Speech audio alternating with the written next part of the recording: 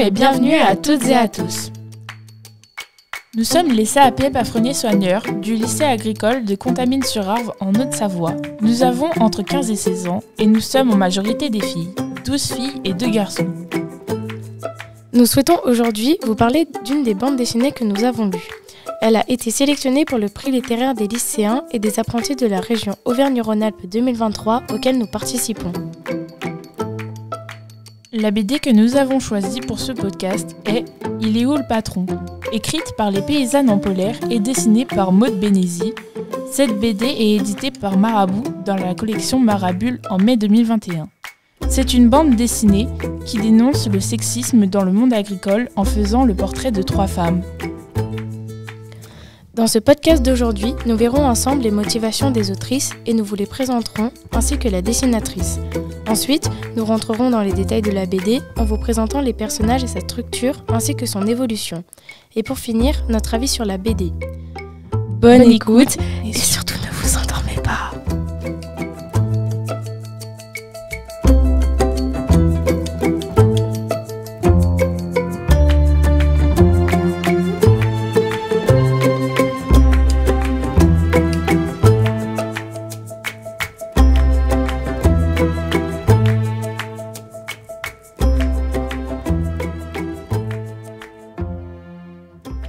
La bande dessinée nous parle de l'histoire de 3 femmes agricultrices qui subissent du sexisme de la part des hommes qui les entourent, leurs familles, colocataires, formateurs ou bien encore leurs clients. Pour commencer, on va vous parler des définitions. Donc le sexisme, c'est une attitude de discrimination fondée sur le sexe. Ensuite, le féminisme, c'est une doctrine qui préconise l'égalité entre l'homme et la femme et l'extension du rôle de la femme dans la société. Pourquoi elles ont voulu en parler? Elles trouvent cela vraiment important d'en parler et surtout que c'est des filles, donc elles sont bien placées pour en parler. Elles ont voulu se réunir pour discuter des témoignages de leurs consoeurs autour du thème du sexisme.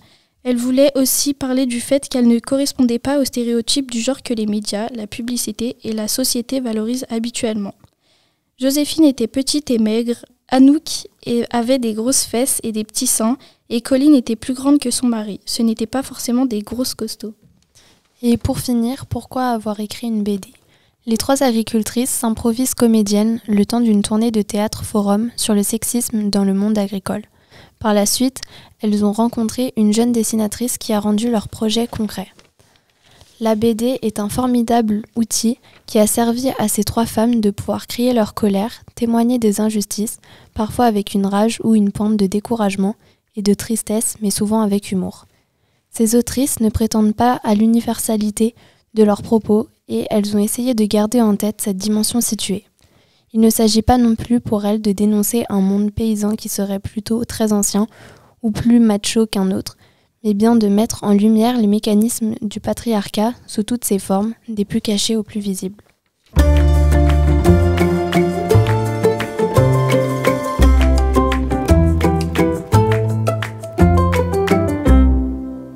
Pour réaliser la BD, il y a eu 6 personnes qui ont participé à la réalisation. La dessinatrice, Maud Bénézy, et les paysannes en polaire. Il y a Céline Berthier, Marion Boissier, Fanny Desmarques, Florie Salanier et pour finir, Guylaine Trossat. Le nom des paysannes en polaire vient d'un jeu de mots entre la polaire qui est souvent portée par les agriculteurs et le mot colère car quand on le dit très vite, on peut entendre les paysannes en colère. Le groupe des paysannes en polaire viennent toutes d'Ardèche, sauf une éleveuse de brebis laitières qui se nomme Fanny Desmarques et qui est dans l'Ain. Florie Salanier travaille comme apicultrice, elle s'occupe d'environ 3 600 000 abeilles. Céline Berthier travaille avec une associée dans une ferme. Marion Boissier fait du maraîchage et élève aussi des abeilles.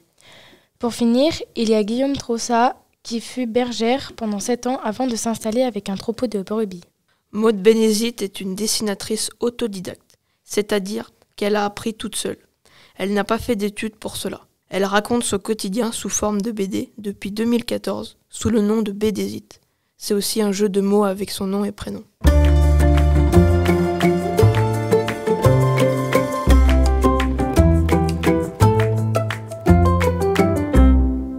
Maintenant, nous allons vous présenter les 3 personnages principaux, qui sont donc 3 jeunes femmes.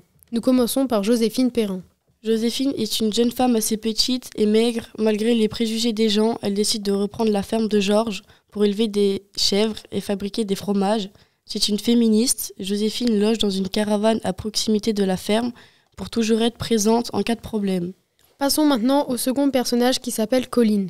C'est une femme robuste et forte. Elle vit avec son mari qui est aussi son associé depuis maintenant quelques années. C'est une mère de 3 enfants qui vit dans la ferme de Gaëc-Pichard où ils font de la vente de fromage. Le troisième personnage s'appelle Anouk. Elle est apicultrice qui élève des abeilles. Elle vit en colocation avec 2 personnes, un homme et sa petite amie. C'est une femme grande et fine. Elle est discrète et engagée. C'est aussi une féministe.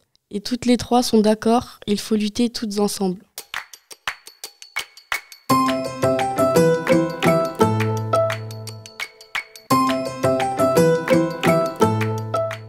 Maintenant, on va vous parler de la structure de la BD. Elle est divisée en 4 saisons, illustrée en pleine page par une grand-mère sur un banc en dessous d'un arbre. On ne sait pas qui elle est, mais elle aura un rôle à jouer à la fin. Première saison. Joséphine s'installe dans une nouvelle région pour prendre une ferme qui s'appelle la ferme du Rocher et elle dépose un dossier de demande d'aide à l'installation à la maison de l'agriculture. Joséphine travaille avec Georges, le propriétaire actuel de la ferme. Elle apprend avec lui la fabrication du fromage de chèvre et la vente sur les marchés. Elle rencontre Anouk et Colline sur le marché. Colline, elle a une vie très remplie car elle s'occupe de ses enfants et de l'élevage de brebis avec son mari. Anouk prépare sa nouvelle saison d'élevage d'abeilles. Anouk et Joséphine se retrouvent par une formation à la Chambre de l'agriculture. Voici une petite scène tirée de la BD, rejouée par notre classe. De tout temps, les exploitations agricoles se transmettent de père en fils. C'est mon cas. J'ai récupéré la ferme familiale. 200 hectares, 120 bovins, 5 tracteurs. Il faut avoir les couilles d'investir. Quelqu'un aurait des couilles à me prêter? Apparemment, il en faut pour réussir.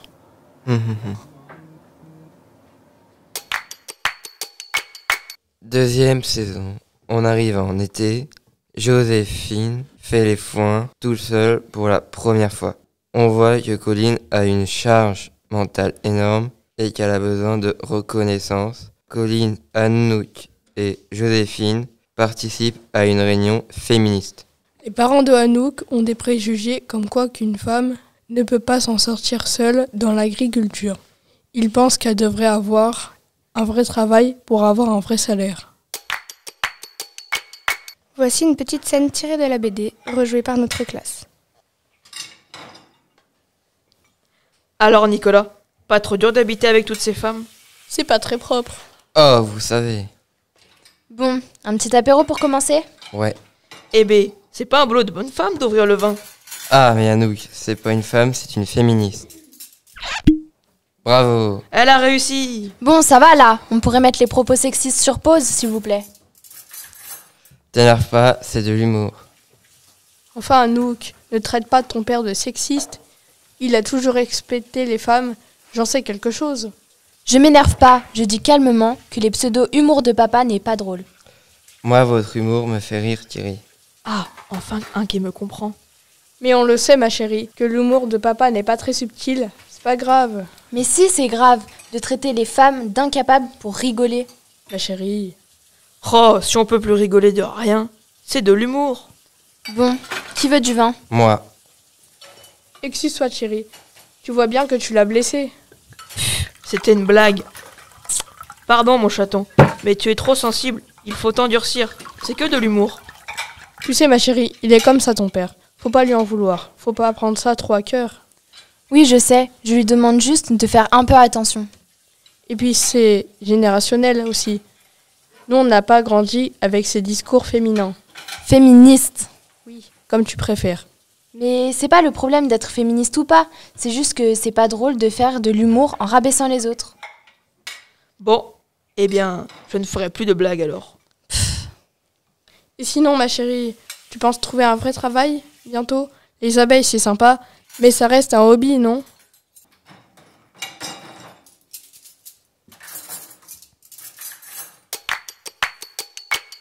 Quatrième saison. Anouk, Colline et Joséphine vont construire un hangar. Ce chantier sera non mixte. Les réunions féministes mettent de la tension dans le couple de Colline. Joséphine rencontrera un homme lors d'une soirée. On découvre qu'il n'aime pas se lever tôt et qu'il n'aime pas le lait de chèvre. En conclusion, on retrouve la grand-mère qui écrit « Ils nous fatiguent cela avec leur patron ». Les 3 agricultrices approuvent. Voici une petite scène tirée de la BD, rejouée par notre classe. Bon, on se la fait cette clairette ? À ton installation, Jo. Félicitations, tu as réussi. Bravo, je suis vraiment contente pour toi. Et Anouk, à ta super répartie de Noël. Et pour toi, Colline, on trinque à quoi? Nouvelle répartition des tâches avec mon associé de Marie. On a encore du boulot. Tout n'est pas gagné, mais on a quand même fait du chemin en un an. Colline, tu pourras dire au patron qu'il y a du nouveau pour le tracteur. C'est pas mon patron!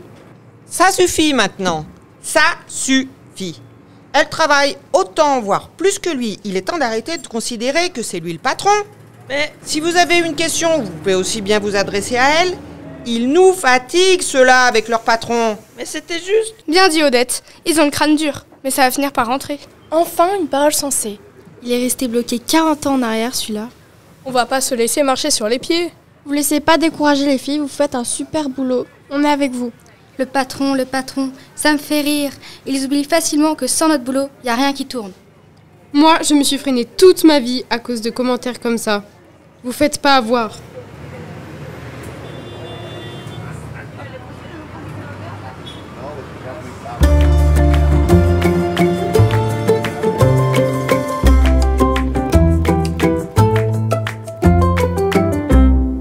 Nous allons vous donner 3 avis sur la BD. Ils représentent ceux de la classe. Personnellement, j'ai été intéressée par cette BD. Elle m'a fait beaucoup réfléchir sur le sexisme dans le monde agricole. Moi, je l'ai trouvée pertinente. Elle parle de choses importantes avec une bonne morale. Malheureusement, j'ai eu du mal à accrocher avec l'histoire au début, à cause de sa densité importante, bien que le livre reste compréhensible et le message est facilement transmis à travers des dessins humoristiques. Et l'organisation des chapitres avec les 4 saisons était innovant et originale. En plus, j'ai trouvé le rôle de la grand-mère intéressant. J'ai trouvé ça important de parler du sexisme. C'est vrai, ça m'a permis de réfléchir sur les préjugés et stéréotypes de genre. Cela montre le sexisme dont on parle trop peu. Oui, je peux me reconnaître à travers plusieurs scènes sexistes déjà vécues. Il parle bien de ce sujet et que beaucoup pensent être exagéré ou peu présent.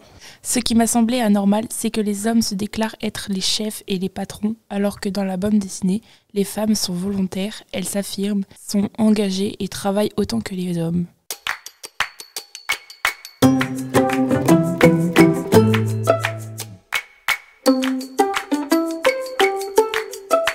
Voilà, notre podcast est terminé. J'espère que ça vous a plu. C'était les CAP agricoles palefreniers-soigneurs en première année du lycée agricole de Contamine-sur-Arve. Et on espère que ça vous a donné envie de lire la BD Il est où le patron? En tout cas, nous, elle nous a beaucoup plu. Au revoir.